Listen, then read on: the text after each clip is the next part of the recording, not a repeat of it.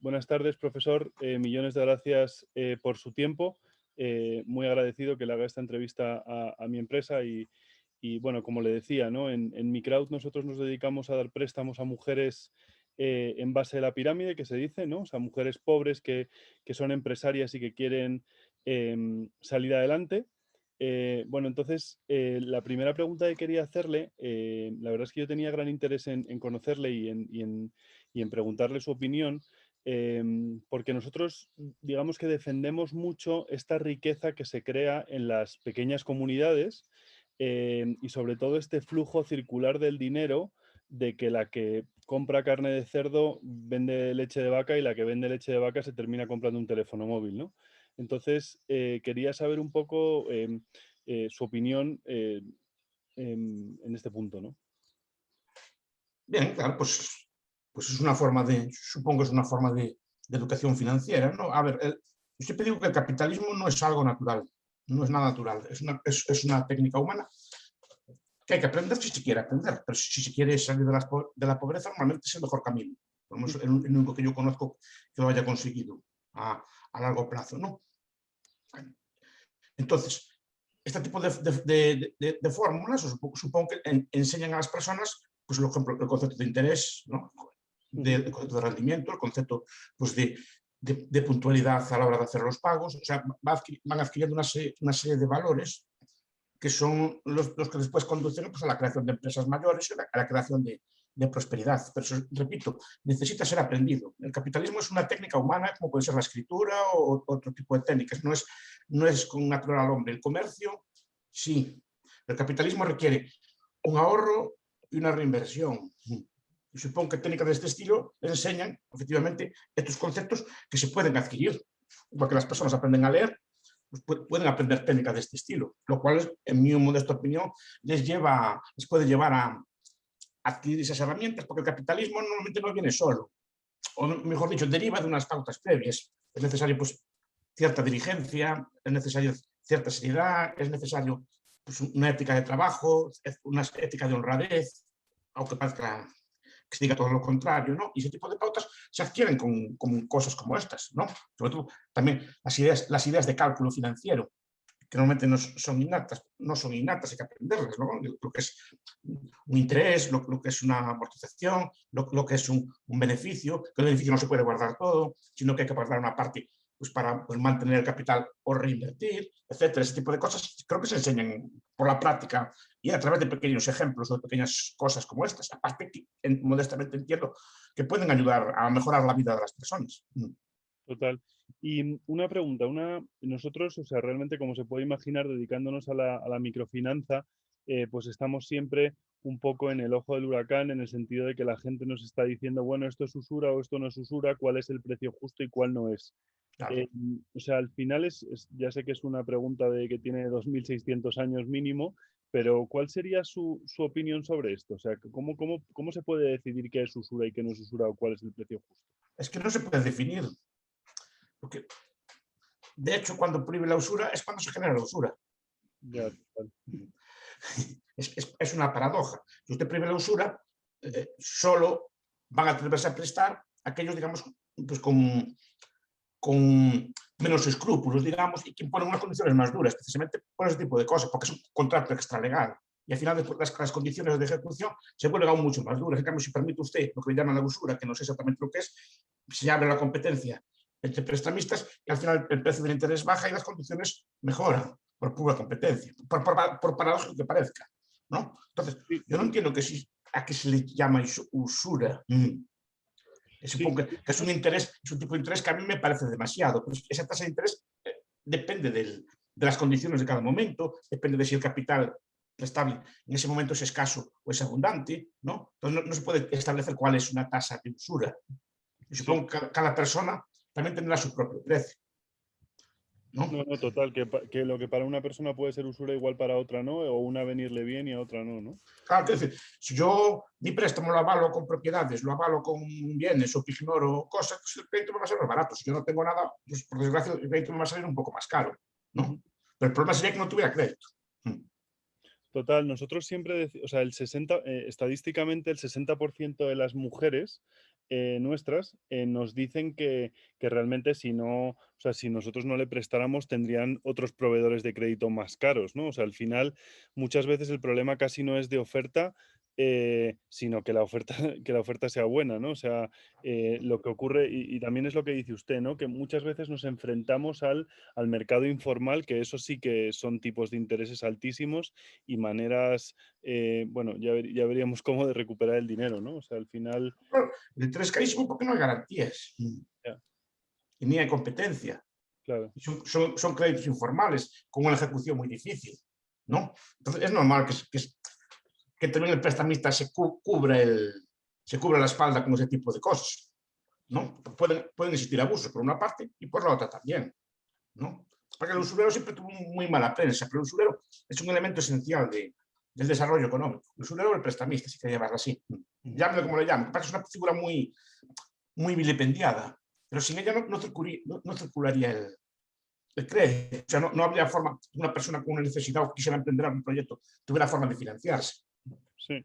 Y le voy a hacer una pregunta que igual a usted le resulta como muy sencilla, pero bueno, como lo estamos haciendo a muchos o sea, para la gente que lo ve, pues muchos son algunos gente que presta a través de nuestra empresa, etcétera, y que tampoco tienen necesariamente que tener conocimiento de finanzas. O sea, ¿por qué el flujo circular del dinero crea riqueza en estas pequeñas, o sea, ¿por qué ocurre ese ciclo como mágico en el que si el dinero rota No es el automáticamente? dinero, no es el dinero, es que si ustedes prestan dinero y se crea una industria de algo, una pequeña producción, una pequeña industria, pues de, no sé, de algún bien agrícola, de queso, de algún tipo de producto de necesidad, de ese tipo de cosas, simplemente se incrementa la producción y ya más bienes para cambiar, se puede incrementar la riqueza. Es la ley de Say, básicamente escrito de otra forma, Ujú, ¿no? sí, Pero no es el dinero. Porque si usted duplica la cantidad de dinero tampoco arreglaría nada. Es decir, no es el dinero en sí. El dinero es un bien que se puede intercambiar, pero no crea riqueza en sí. Porque la riqueza es que se construye una fábrica. La riqueza es que se mejore pues, la herramienta con la que se trabaja, ¿no? ujú, Que se construyen mejores instalaciones o que se construyen infraestructuras. Eso es lo que genera la riqueza. Y eso es lo que permite el dinero, pero no es el dinero en sí. ujú. Y otra pregunta, nosotros siempre, o sea, como que nos cuesta un montón decidir en qué momento las debemos educar, básicamente, ¿no? Porque realmente es muy complicado educar a gente que vive en una realidad tan diferente a la nuestra, ¿no? Es muy complicado educar a cualquier persona, pero ya una persona que vive a 8.000 kilómetros, pues mucho más, ¿no? Eh, entonces, o sea, yo siempre me pregunto cuál es, y le pregunto a usted cuál es su opinión, o sea, ¿cuál es el encaje ideal entre inversión y educación en estos casos, ¿no? En situaciones en las que las clientas son tan vulnerables, etcétera.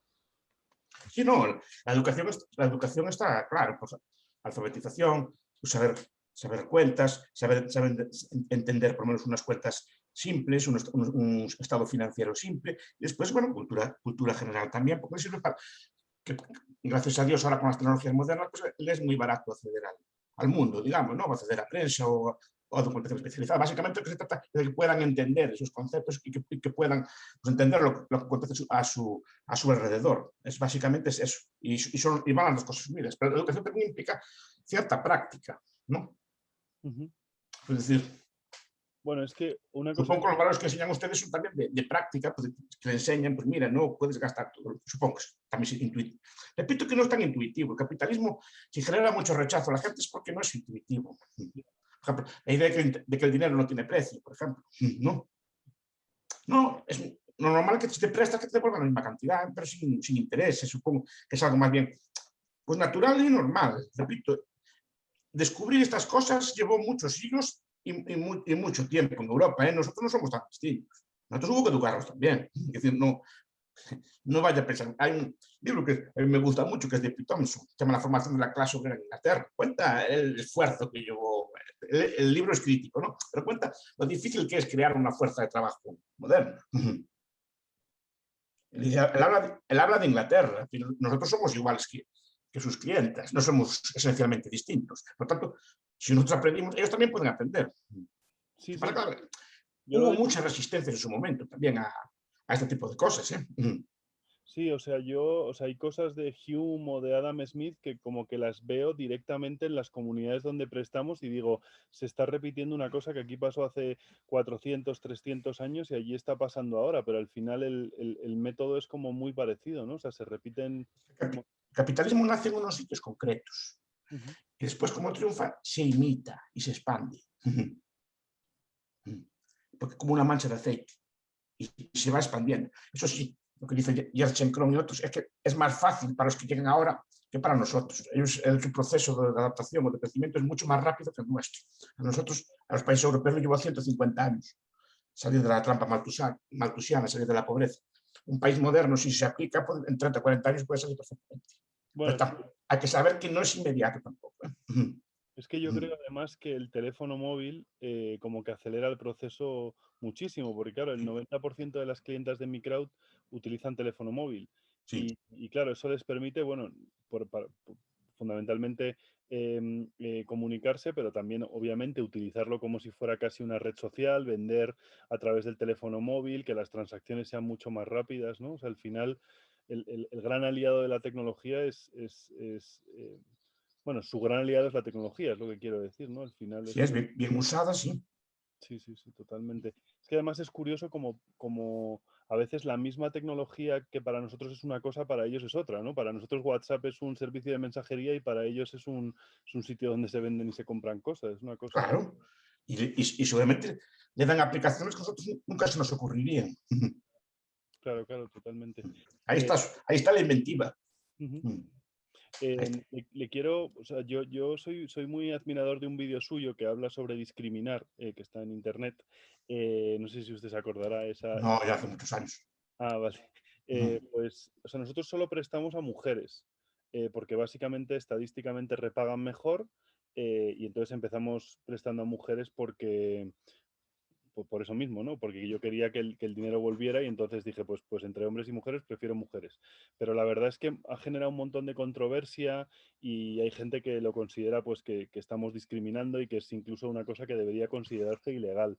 Em, Realmente quería saber su opinión, vamos, sobre... A ver, supongo que cualquier prestamista, cualquier banco, discrimina por unos conceptos o por otros. Ujú. A la hora de decidir si da un crédito o no, a lo mejor no escoge por el género, escoge por la capacidad económica, la solvencia, la edad, ¿no? O por los hábitos de vida que tenga, por mil factores distintos, ¿no? Cualquiera de ellos es discriminatorio. Total. Es que realmente nosotros hacemos 70 preguntas para elegir a la mujer. O sea, para nosotros, por ejemplo, que tenga redes sociales aumenta las posibilidades de que repague el crédito. Es un ejemplo muy tonto, pero es verdad, ¿no? Claro. Em, o, por ejemplo, que haga muchas llamadas de teléfono, o que esté casada, o que no viva en casa de sus padres, o que tenga pocos niños, ¿no? Entonces, todo eso es discriminar, pero no sé por qué. La verdad es que vivimos en un mundo en el que al final todo el mundo lo reduce a las mujeres y como si casi nuestro proyecto fuera un proyecto sexista por eso, pero al final el que monta un negocio de bañadores también está discriminando ¿no? O de bikinis. No, bueno, pues supongo que tendrán una información tácita, una información real de quiénes son los mejores pagadores y quiénes tienen más interés en cumplir. Supongo, repito, cualquier crédito, por desgracia o por suerte, no sé, pues supongo que por desgracia, escoge unos criterios. Si yo soy un borracho, soy un tal, es que no me tienen el crédito.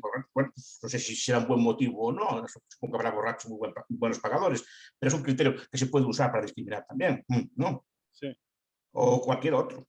La edad, este señor tiene 95 años, pues no sé, no. no, no, total. Bueno, de hecho es que Un crédito a nuestro... largo plazo igual no lo puede devolver. Es decir, son criterios que se usan más o menos objetivamente, pero son criterios que se usan para seleccionar o racionar el crédito escaso. Sí, Si se equivocan al hacerlo, quien lo va a pagar son ustedes.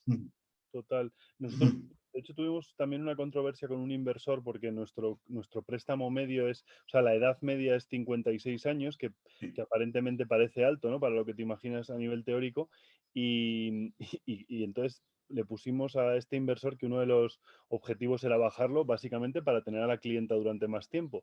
Y la verdad es que pues generó una controversia tremenda y al inversor no le gustó nada que eso fuera un objetivo de la compañía, pero también es lógico querer prestar a gente a la que le puedes prestar durante más años porque es más rentable, ¿no? Creo que es Bueno, lícito. los criterios de préstamo supongo que son propios son empresariales, Claro, no, claro. no se pueden decir desde fuera.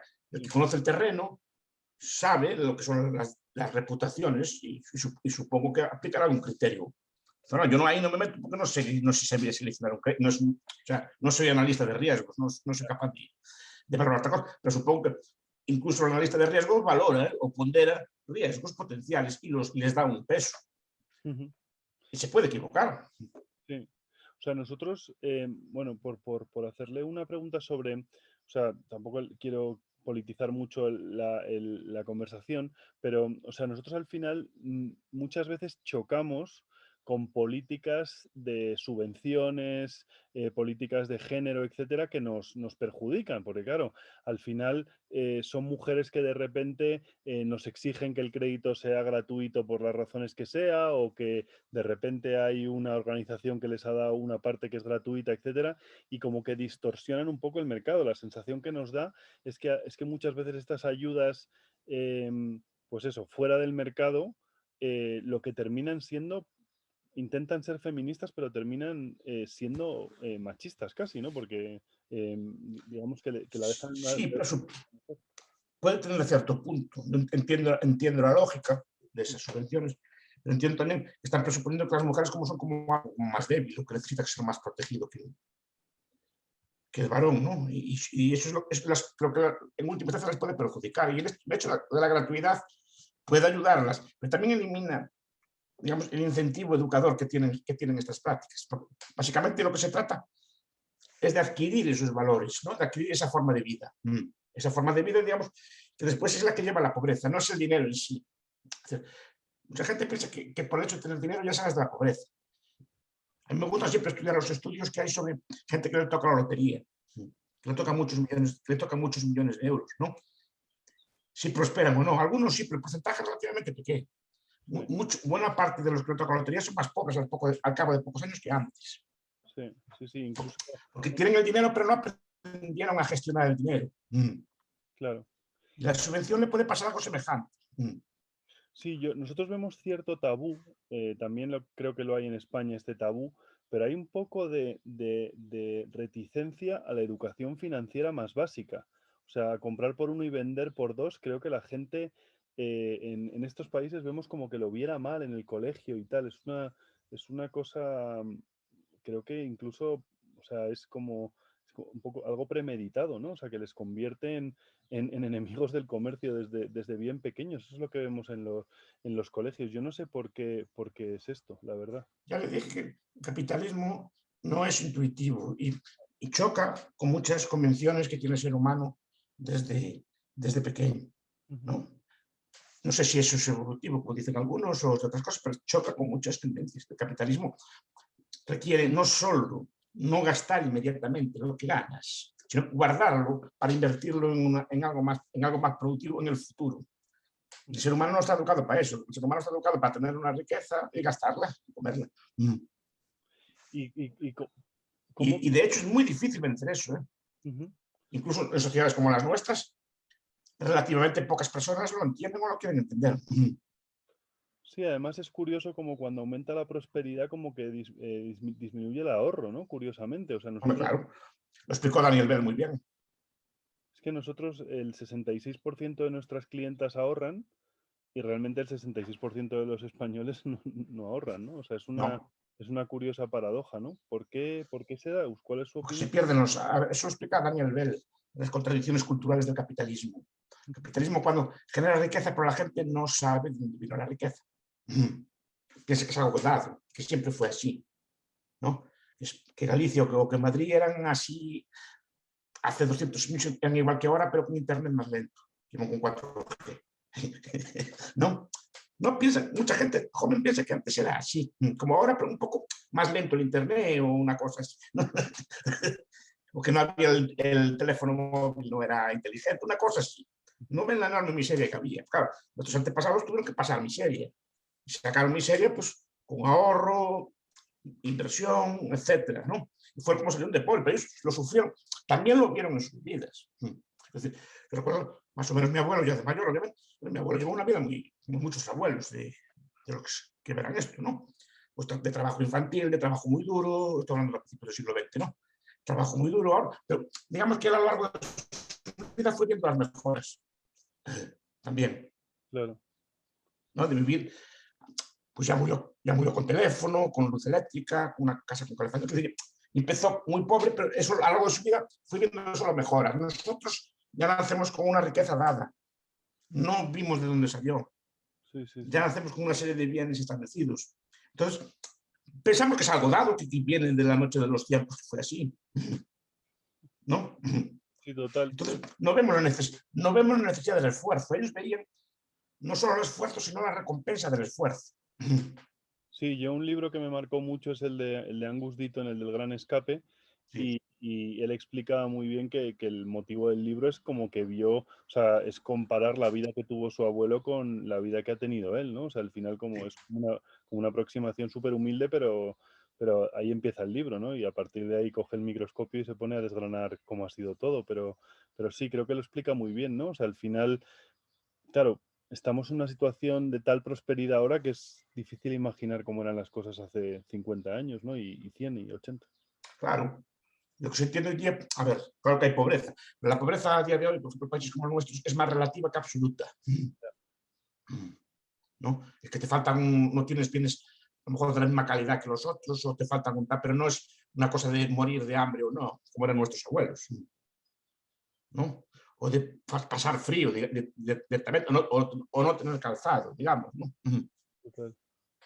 No estoy negando el problema de la pobreza, digo que el problema de la pobreza es más bien relativo que absoluto Sí, en países como el nuestro, aún habiendo mucha necesidad aún. sí, me Entonces, claro, parece. eso no se ve, no Sí, se ve. en 2017 me parece que fue el año que superó la clase media a la no clase media en el mundo, me parece. Sí, Ujú. pero es un Eh, proceso lento. Y, claro, el problema es que sus clientes seguramente van a ver el progreso en su vida. El problema de las nietas de estas personas a las que usted está prestando, ¿no? claro. Que No, seguramente ya lo verán como algo que siempre fue así. sí, o sea, No, nosotros no solo siempre fue así, que no se puede acabar. ya, o sea, No nosotros, entiende, por ejemplo, incluso el capital que tenemos a día de hoy, el capital físico, hay que mantenerlo. Y mantenerlo cuesta también. sí, Las carreteras hay que repararlas, los edificios hay que repararlas, las máquinas hay que sustituirlas, ¿no? Y solo el hecho de mantenerlos como estamos ya requiere un esfuerzo. Bien. totalmente. Sí, nosotros lo vemos porque, y si le parece, esta es la última pregunta que le hago, que no le quiero molestar, pero nosotros lo vemos porque los primeros créditos siempre son vacas, cerdos y siembra de grano.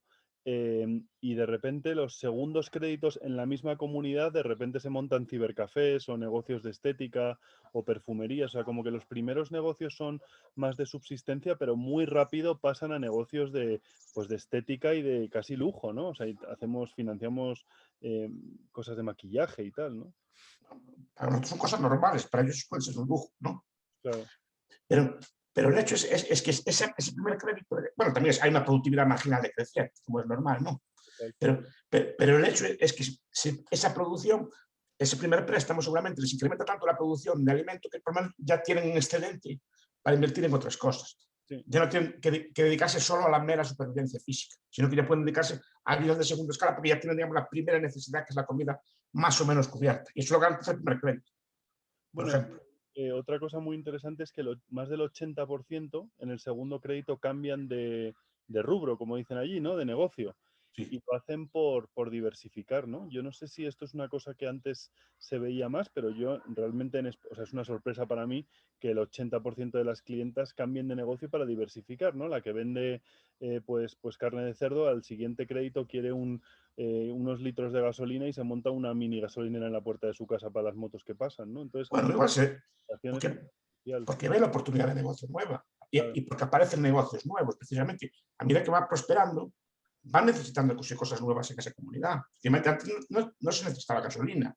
Es que ahora empiezan a haber motos y necesitan gasolina, necesitan recambios, a lo mejor de ruedas, o de baterías, pues, y esos negocios, ellas, como son inteligentes, lo ven y Sí, buscan la financiación. sí, sí, sí. Bueno, de hecho, después del COVID han cambiado un montón los negocios que financiamos, ¿no? Antes financiábamos negocios mucho menos de moto y de entrega a domicilio y todo eso, o de salud, y después del COVID pues se han centrado un montón en este tipo de negocios. O sea, a mí lo que más me gusta de este capitalismo como tan sano que disfrutamos cada día es que es como una reinvención constante, ¿no? La gente dice, no, hay que repensar el capitalismo, y yo siempre pienso, joder, si el capitalismo se repiensa cada 3 segundos, ¿no? Cada 3 segundos, sí. Sí, sí, Sí, sí, sí, sí, sí, sí. Y la prueba está que todos los seres humanos tenemos esa capacidad comercial. claro. Lo que nos falta a lo mejor es el capital de origen. Eso es lo difícil de obtener. Claro, claro, claro, claro, claro. Porque requiere tiempo, ¿no? Es que no es tan fácil. Es que la gente no pensa, no, es que a nosotros nos llevó cientos de años entender esto. Cualquier historiador de la época me cuenta la resistencia populares que había en Europa a este tipo de hábitos. Exactamente iguales que las que puede tener usted. Totalmente.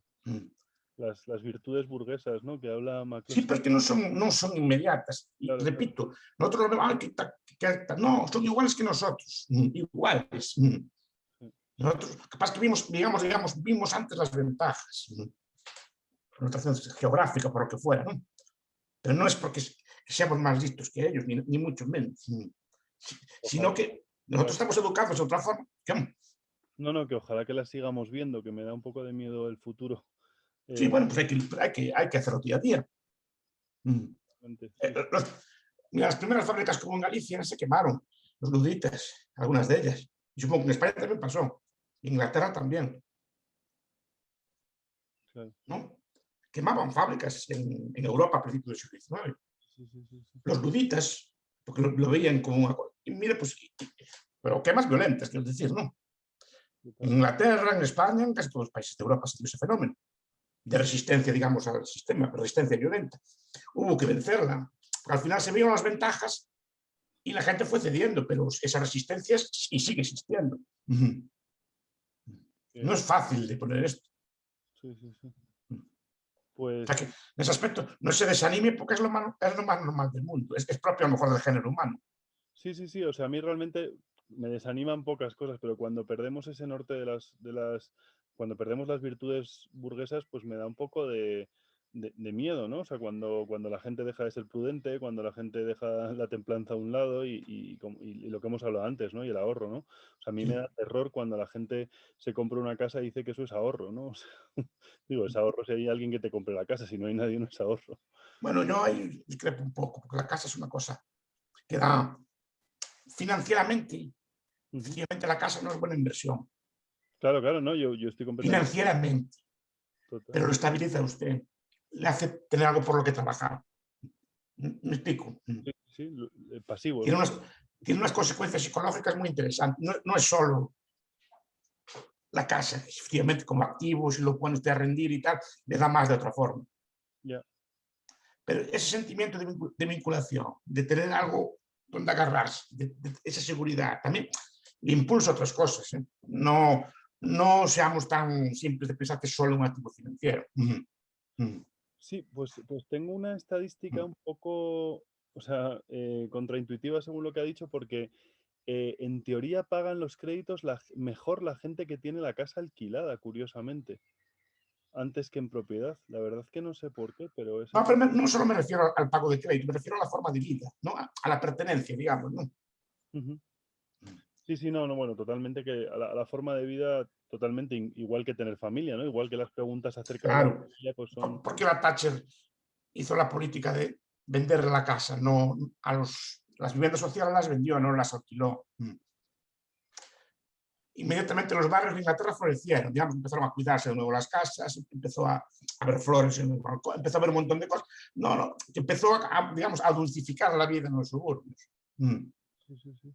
O sea, no solo pensemos en el aspecto financiero del asunto, Claro, ¿no? no, no, sí, tiene una parte psicológica ahí como súper importante. Además, que te vuelve responsable en muchos aspectos. Total. Te ayuda a sentar la cabeza, ¿no? Un poco. Sí, bueno, y te enseñan los hábitos de la propiedad. Sí. Eso es muy importante. Profesor, no tengo más preguntas. Millones de gracias por el tiempo. Es un placer haberle conocido y estar con usted. Y la verdad es que ha sido una inspiración para mi empresa. O sea, muchas de las cosas que ha dicho usted, pues luego las hemos implementado. Así que muy, muy agradecido y ojalá que este vídeo lo puedan ver muchas mujeres también, clientas nuestras, y porque a mí siempre me encanta hablar de ahorro, medir el ahorro, ayudarles a ahorrar, a separar el negocio de la vida personal. O sea, Efectivamente. A muchas. eso me refería, a eso me refería. No es tan fácil de ver. Claro, claro, claro. Sí, sí, nosotros de verdad que muchas cosas que ha dicho usted en charlas luego las hemos implementado a nivel empresarial. Y yo creo que es el encaje ideal entre la academia y el comercio, ¿no? Del día a día. Así que muy agradecido por todo. Pues muchas gracias a usted por su amabilidad y hasta la próxima. Ya me Gracias. contará cómo le va. Hasta luego. Chao. Gracias a usted. Hasta Chao. luego. Chao.